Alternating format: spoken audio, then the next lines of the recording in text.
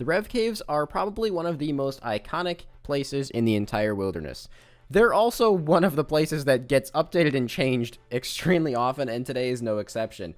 Though today is actually one that a lot of people will probably consider to be a positive change. Some of the Rev Cave changes are a little bit weird, like for example the number of Revenant Cave teleports has been increased from 1 to between 1 and 10, which doesn't make sense because you can already get there with the Burning Amulet, but a lot of the other ones are really nice. Like, Revenants now have a chance of dropping things from the Blighted Item table in addition to their normal loot as a secondary role. Also, a lot of the items now drop in higher quantities. To balance this though, they have made it so that some of these items no longer drop in notes, forcing you to use an Amulet of Avarice if you want to obtain the maximum amount of profit. Their healing ability also has a cooldown now, which is really nice, especially if you're a lower level player, because that was kind of inhibiting people from getting a lot of kills. The first thing I want to test is see how many of the items no longer drop as banknotes. If it's like every single item and the Amulet of Avarice is 100% necessary, this might kill revs for Iron Men. However, if it's only some of the items, it's probably still worth doing for Iron Men and mains. I don't know if this is necessarily the best rev to kill, but I'm going to be killing the Dark Beast, and this is already nicer because there's 2 of them, so I don't have to world hop after every single kill. I can tell you, even though I'm using a crossbow, I've already noticed the difference in the lack of healing that the revs now do, and there's our first drop off of the Blighted Items table, the Blighted Vengeance stacks. This is kind of nice because it should drive down the price of these items, making it a little bit cheaper for people to PK. Also, adamant bars are not noted. Probably something worth mentioning. Looks like battle staves are also not noted. That is pretty unfortunate. And since the Rev Cave teleport was made into a secondary drop, it's probably going to crash in price pretty dramatically, since you can get it in addition to the normal loot. Alright, so I saw a PKer and had to tally out here. But this is 8 minutes.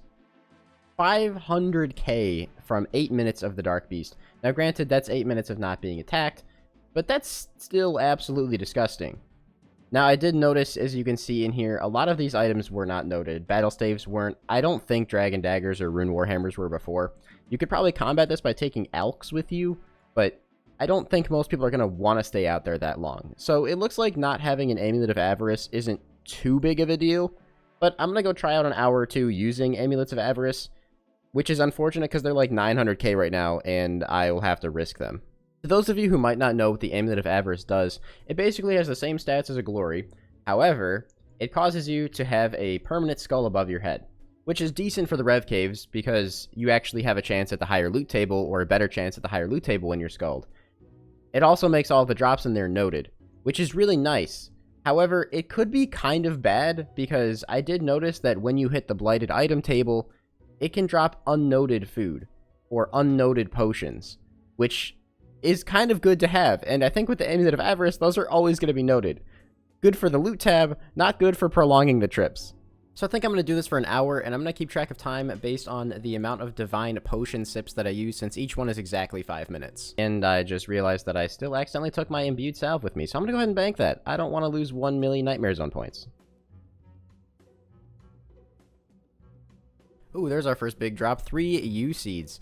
I don't know if that's rare or not, but nice. Alright, so my second dose of Divine Bastion Potion just wore out, which means I've been here for about 10 minutes. So I'm going to grab everything, check the looting bag, and tally out, because I use a lot of restores, and honestly, I feel like I'm getting a lot of loot, and I don't want to lose it all. First 10 minutes, we made ourselves... oh my god. 800k. 800k in 10 minutes. Alright, this is busted. I do have to say, it is really nice that there are 2 of these in every world, and they also respawn a lot faster. So I don't have to sit here and world hop after every single kill like I used to have to do in the Rev Caves. That's definitely a massive improvement. The biggest loot table change I've noticed so far is with the items that are like just straight up alchables like Rune, Dragon. It seems to drop 2 of them for everything now. So 2 Dragon Longswords is now a huge drop, 120k worth. And I'm excited to see if that also applies to things like Dragon Plate Legs and Dragon Plate Skirt, because if it does, that just becomes a 300k drop. End of another 10-minute trip. Go ahead and tally out and see what we got. Another 600k. It's definitely not bad. Forgot to recharge my bow, so I guess we count this as a 5-minute trip. Alright, well, here's our first PKer. I mean, I have fucking 10 brews, so I think I'll be alright.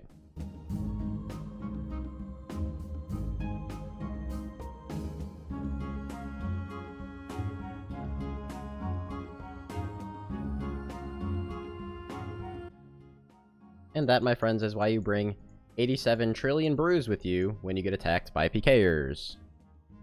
This is probably going to sound really stupid, but I'm starting to wonder if just bringing telegrab runes might be worth it, so I don't have to keep running back and forth to all of these different loot piles. It sounds really silly, but it might just be worth doing. Oh, that's insane! That's our first dragon plate legs drop, and it does drop 2. Oh, that is so gross.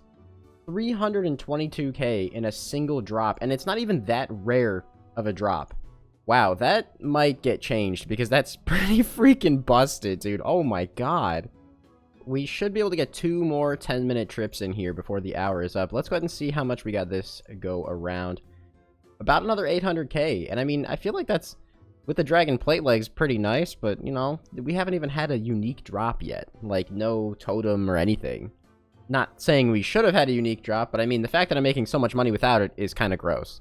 Pretty sure that the Blighted Manta Ray and maybe the Blighted Superstore drop is actually something that's on the regular table, not the secondary table, because I just got Manta Rays and Vengeance Sacks in the same kill. So if you're not using an Amulet of Avarice, that's not bad, because it means you're going to get a decent amount of food. I get at least a couple of those drops per trip. Okay, one more trip, and then... Ooh, Dragonstones. One more trip, and then we can see how much money we made in an hour of killing the Dark Beast. I'm kind of excited to check, because I think it's going to be absolutely busted.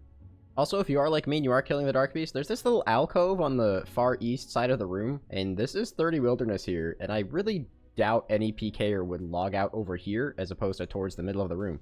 So, just saying, pretty safe spot to be. Whoa.